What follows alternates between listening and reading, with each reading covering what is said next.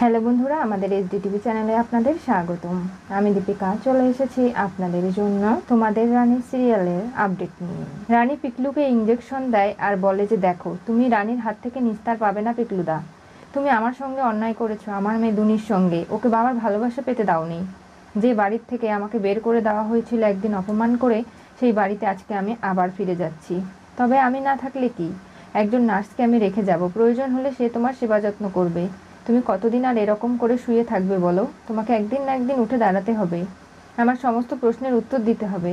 এমন কি যে অজানা তথ্যগুলো আমি জানার চেষ্টা করছি সেগুলো আমি জেনেই ছাড়বো। রানী এরপরে চলে যায় পাপানদের বাড়িতে। সেখানে গিয়ে জানায় যে কাল থেকে রানী একটা নতুন চাকরি করবে। দুর্জয় সেনগুপ্তর চোখের অবস্থা ভালো নয়, সেখানে তাকে যেতে হবে, তার দেখাশোনা করতে হবে, তার পাশে থাকতে হবে। আমি জানতাম রানী যখন ডাক্তারি পাশ করবে ভালো কিছু জন্য ওকে বাড়ি থেকে বেরিয়ে যেতেই হবে, ও তো আর সবসময় এই বাড়িতে থাকতে পারবে না। তাই আমি মন থেকে সেগুলো মেনে নিয়েছিলাম। তাতে কি হয়েছে পাপান? বাড়িতে এতগুলো কাজের লোক রয়েছে, আমরা সবাই রয়েছি, পারবো না তোর মাকে দেখে রাখতে? অবশ্যই পারবো। রানীর পথে আমাদের বাধা হওয়ার কোনো অধিকার নেই। দেখুন, আপনারা আমাকে ভুল বুঝবেন না। আমি মানি যে আপনারা না থাকলে আমি ডাক্তারি পড়তে পারতাম না। আমার মেয়েকে নিশ্চিন্তে আপনাদের কাছে রেখে আমি জীবন ছেড়ে দিয়ে লেখাপড়াটা করতে পারতাম না, আর আজকে এত ভালো রেজাল্টও করতে পারতাম না। তাই রানী কিন্তু এতটাও অকৃতজ্ঞ নয়। আপনাদের সবার কথা আমার মনে থাকবে। এমনকি আমি এই বাড়ি ছেড়ে কোথাও যেতে চাই না। আমি সকালে যাব ওই বাড়িতে, দুর্জয় সেনগুপ্তর ডিউটি করব, তারপরে এখানে এসে দুনিকে নিয়ে রাত্রিবেলা ঘুমোবো, কারণ এই বাড়িটাকে আমি আপন বলে মানি। আমার বাবার বাড়ি অনেক বড়, তারপরও আমি সেখানে যাইনি, আপনাদের কাছেই থেকে গেছি। আপনাদের আপন আপনারা করে নিয়েছেন ব্যবহার ভালোবাসা দিয়ে বলেই তো। ওদিকে দুর্জয়ের জ্ঞান ফিরে আসে, চোখ খুলেও সে অন্ধকার দেখতে পায়। চিৎকার করছে, নার্স, ডাক্তার, আপনারা কেউ আছেন কি? আলোটা জ্বালিয়ে দিন না, আমি চোখে কিছু কেন দেখতে পাচ্ছি না। তখনই মেজদা ভাই, বড়দা ভাই, এমনকি আনিশা দৌড়ে যায়, গিয়ে দুর্জয়কে বলে যে দুর্জয়, তুই এরকম কিছুদিন থাকবি, তার মানে তুই অ্যাক্সিডেন্টের কারণে চোখে আঘাত লেগেছে, যার কারণে তোর চোখটা এরকম ব্লাইন্ড হয়ে গেছে। কিছুদিনের টেম্পোরারি একটা ড্যামেজ হয়েছে, এরপরে তুই ঠিক হয়ে যাবি। দুর্জয় চিৎকার দিয়ে ওঠে, বলে না, এটা হতে পারে না। আমি সারাক্ষণ এরকম অন্ধকার, আমার ভাল লাগছে না। মেজদা ভাই, বড়দা ভাই, বল তোরা আমি কি করে বাঁচবো এরকম করে? দুর্জয়, তোর জন্য এক্সাইটমেন্ট একদমই ভালো নয়। তুই এরকম চিৎকার চেঁচামেচি কেন করছিস? একটু শান্ত হয়ে শুয়ে থাক না। আমি ডাক্তারের সঙ্গে কথা বলবো। কি থেকে কি হয়েছে সেগুলো তো আমাকে জানতে হবে। হ্যাঁ জানবি, সেটা পরে। এখন একটু বিশ্রাম নেই। এখানে কি রানী এসেছিল নাকি? কেন? কারণ আমার মনে হচ্ছে যখন আমি সেন্সলেস হয়ে গিয়েছিলাম অ্যাক্সিডেন্ট হয়ে এই হাসপাতালে, তখন রানীকে আমি দেখেছি। আমি রানীর দিকে হাত বাড়িয়েছিলাম, এমনকি রানী হয়তো আমার চোখের ট্রিটমেন্টে আমাকে এরকম করে সাহায্য করেছে। কি বলছিস কি? হ্যাঁ। আনিশা, রানী এই হাসপাতাল জয়েন করেনি তো? আনিশা থতবত খেয়ে যায়, বলে যে না, রানী তো এখানে কোথা থেকে আসবে দুর্জয়? তুই একদম চিন্তা করিস না, তোর চোখের ডাক্তার বাড়িতে যাবে, এরপরে তার কাছ থেকে তুই সবকিছু শুনে জেনে নিতে পারবি। এখন শান্ত হ। রানীকে আন্টি বলে যে দেখো, তোমার বিপদে আমরা কিন্তু পাশে ছিলাম, এরকম করে আমাদের ঠকাবে না। আন্টি, তোমার হাত ধরে আমি প্রমিস করছি, আমি এই বাড়ি ছেড়ে দুনিকে নিয়ে কোথাও যাব না। আমি তো আছি এখানে, বলো। হ্যাঁ, যদি আমার স্বামীর সঙ্গে পুরনো সম্পর্কটা ঠিক হয়ে যায় তাহলে সেটার হিসেব আলাদা। তবে আমি চেষ্টা করব ওটা নয়, প্রফেশনাল লাইফ নিয়েই ব্যস্ত থাকতে। আর আমি তোমাদের ছেড়ে কখনো যেতে পারি না। তোমরা দুনিকে যে ভালোবাসো সেটা কি কোথাও পাবে? আর আমি নিজের কেরিয়ার গড়ে নিয়েছি, তাই বলে তোমাদের ভুলে যেতে পারবো না। হ্যাঁ, ডাক্তার দুর্জয় সেনগুপ্ত এতটাই খারাপ মানুষ, কিন্তু তারপরেও কর্তব্যের খাতিরে আমি যাচ্ছি। ওনার সঙ্গে এখনও আমার ডিভোর্স হয়ে যায়নি। আইনে উনি আমার স্বামী।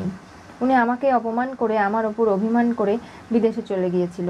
এরপরে বিদেশ থেকে ফেরার পথে ওনার অ্যাক্সিডেন্ট হয়ে যায়, এরপরে ওনার ক্রিটিক্যাল অবস্থা। এখন আমি কি করতে পারি বলো? আমি ধর্ম সংকটে পড়ে গেছি। না গিয়েও তো আমার কোনো উপায় নেই, আমাকে তো যেতেই হবে বলো।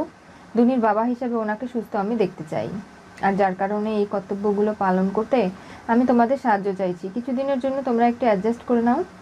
রানী, তুমি চিন্তা করো না, আমরা সবাই আছি, দেখে নেব। আমার ছেলে তোমার জন্য একটা অনেক বড় হাসপাতাল বানিয়ে দেবে, দেখবে অনেক রুগী আসবে, তুমি একদম চিন্তা করো না। তুমি আমার দুনি, এবং না থাকলে আমার খুব খারাপ লাগে। তোমাদের মা মেয়েকে নিয়েই তো আমার এতগুলো বছর সময় কেটে গেল। তুমি কবে এসেছো আমাদের বাড়িতে আমার মনে নেই, তবে তোমাদের কিন্তু আমি খুব ভালোবাসি। ঠিক আছে, এবার চলো আমরা ঘুরে আসি। দুনি চলে আসে, মা বলে ডাকে। জানো তো, আমরা এখানে বেড়াতে যাব। কোথায় যাব? যেখানে তোমার সব আপন লোকেরা রয়েছে, তোমাকে খুব ভালোবাসবে তারা।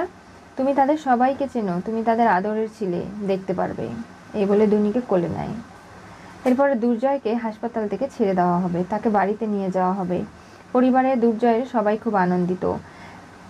মাধুরী তো রানীর পছন্দের খাবার দাবার বানাতে শুরু করে, বাড়িঘর গোছাতে শুরু করে। দুর্জয় এবং রানী দুজনে একসাথে ফিরবে এই আনন্দে। পিঙ্কি এসে রেগে যায়, বলে মেজমা বলেছে না এই বাড়িতে শুধু দুর্জয়ের সম্পর্কে কেউ সিদ্ধান্ত নিতে পারলে সেটা হচ্ছে আনিশা। রানীকে নিয়ে এত আতিথ্যতার কি আছে? ওর নামটা এই বাড়িতে নেওয়াও নিষেধ। সেটা তুমি ভুলে গেলে মাধুরী? যেটা তোমাকে করতে নিষেধ করা হবে সেটাই তুমি করবে, এটাই বুঝি তোমার নিয়ম? বর্দি ভাই এসব কি বলছো? আমাদের দুনি হয়তো এতদিনে বড় হয়ে গেছে, হয়তো আদৌ আদৌ হাঁটছে, কথাও বলছে কিছুটা। ওকে দেখার জন্য মনটা সত্যিই খুব আনচান করছে। এগুলো করো না। দুর্জয় যদি একবার জানতে পারে কি হবে ভেবে দেখেছো? ও এমনিতেই অসুস্থ, এই সব কিছু ট্রমা ওকে দেওয়া যাবে না। কি ব্যাপার বড় বৌমা, আনিসের সঙ্গে কথা হয়েছে? ওরা কখন ফিরবে? তুমি চিন্তা করো না ছোটো মা, দেখবে ওরা ঠিক সময় বাড়িতে ফিরে আসবে। ওরা বলেছিল যে ওখানে রনক রয়েছে, আরও তোমার ছেলেরা রয়েছে, এমনকি আনিশা, সবাই মিলে এই বাড়িতে ফিরে আসবে। আর তোমার ছেলেকে নিয়ে কোনো চিন্তা নেই, দেখবে যা কিছু হয়েছে টেম্পোয়ারি, ঠিক হয়ে যাবে ও। তখনই শুক্লা বলে, আমার ছেলেটা এত বছর পরে বিদেশ থেকে ফিরে এসেছে, ওর ঘরটা গুছিয়ে রেখেছে ঠিকই, তবে আরেকবার গিয়ে দেখে আসি কী অবস্থা। তখনই তার স্বামীর সঙ্গে ধাক্কা খেয়ে যায়। জানো তো, তুমি সারা জীবন দুর্জয়ের সামনে অনেক কটু কথা বলেছো, ওকে অপমান করেছো, অনেক শাসন করেছো, কিন্তু পেছনে পেছনে তুমি খুব কষ্ট পেয়েছো। দুর্জয় বিদেশে গেছিল, তুমি একটা রাতও চোখের পাতা এক করতে পারোনি। এমনকি ওর অ্যাক্সিডেন্টের খবর শুনে তুমি চটকে উঠেছো, ঘুমোতে পারোনি। এই হলে তুমি বাবা, তাই তো? তুমি চিন্তা করো না, তোমার ছেলে বাড়ি ফিরে আসছে, আর কোনো টেনশনের কারণ নেই। মেজো বৌমা এক গ্লাস জল দেবে? হ্যাঁ। জল খেয়ে বসে পড়ে। জেঠুমণি এবং জেঠিমা দুজনে গিয়েছিল বাজারে, পাবদা মাছ কিনে এনেছে বড় বড়, যেটা রানী খেতে খুব ভালোবাসে। আর এগুলো শুনে পিঙ্কি তেলে বেগুনে জ্বলে যাচ্ছে। বলছে, এই বাড়িতে দাবার গুটিগুলোকে আমি যেভাবে সাজিয়েছি সেভাবেই থাকবে। রানীর এই বাড়িতে আর কোনো জায়গা হবে না। আমি যেভাবে চাল দেবো সেইভাবেই হবে। আর এই বাড়িতে শুধু আনিশাই থাকবে। আমি যেটা বলেছি সেটাই করব। দেখুন, আপনারা এই আদিক্ষেতাগুলো কেন করছেন? রানীর নাম নেওয়া এই বাড়িতে বারণ, সেটা নিশ্চয়ই জানেন। আর রানী দুর্জয়ের সম্পর্ক কখনো ভালো হবে না, সেটাও আমরা সবাই বুঝতে পারছি। এদিকে দুর্জয়কে নিয়ে গাড়ি করে নিয়ে কালো চশমা পরিয়ে বাড়িতে আনা হয়। দুর্জয় বাড়ির দরজায় দাঁড়িয়ে আছে, এমনকি তার বড়দা, মেজদা, আনিশা সবাই ধরে ধরে তাকে নিয়ে যাচ্ছে। রানী ওদিকে তার মেয়েকে গাড়ি করে নিয়ে রওনা দিয়েছে। গাড়িতে আসার সময় নানা ধরনের বিল্ডিং, অনেক গল্প রানী তার মেয়ের সঙ্গে করছে, দুনিকে সব কিছু দেখাচ্ছে। রানী যখন বাড়ির দরজায় এসে নামে, তখনই তার মনে পড়ে পুরনো স্মৃতি, দুর্জয়ের সঙ্গে তার বিয়ের মুহূর্ত, এরপরে তাদের নাচ গান, এমনকি দুর্জয় রানী বেড়াতে গিয়ে হঠাৎ করেই দুনির জন্মগ্রহণ, দুনিকে নিয়ে দৌড়াদৌড়ি ছোটাছুটি করে তাকে সুস্থ করে তোলা, সব কিছু মিলিয়ে দুর্জয়ের মা রানীকে অনেক ভালোবাসতো, তাকে নিজে হাতে ভাত খাইয়ে দিত, পরিবারের সবাই মিলে ঝুলে রানী থাকতো। এই সমস্ত পরিস্থিতিগুলো রানীর মনে পড়তে লাগে। এরপরে দুর্জয়ের বাড়ির সামনে এসে গাড়িটা থেমে যায়। দুনিকে কোলে নিয়ে রানী ট্যাক্সি থেকে নামে। এরপরে দেখতে পারে দুর্জয়কে, সে কালো চশমা পরে বাড়িতে ঢুকছে। কিন্তু দুর্জয় তো রানীর গলা শুনলে টের পেয়ে যাবে, তাই রানীর কথা বলা বারণ। কথা না বললে কিভাবেই বা রানীর সঙ্গে কমিউনিকেট করবে দুর্জয় তার অসুস্থতা নিয়ে? এইসব নিয়েই নানা ধরনের প্রশ্ন জর্জরিত সবাই। রানী ভাবতে লাগে, যে বাড়ি থেকে একদিন বেরিয়ে গিয়েছিল সেই বাড়িতেই আজকে আবার দুর্জয় সেবা করতে তাকে আসতে হচ্ছে। দুর্জয়কে এরকম কালো চশমা পরা অবস্থায় রানী দেখতে মোটেও ভালো লাগছে না, কিন্তু কি করবে, পরিস্থিতির চাপে পড়ে অনেক সময় অনেক কিছুই করতে হয়।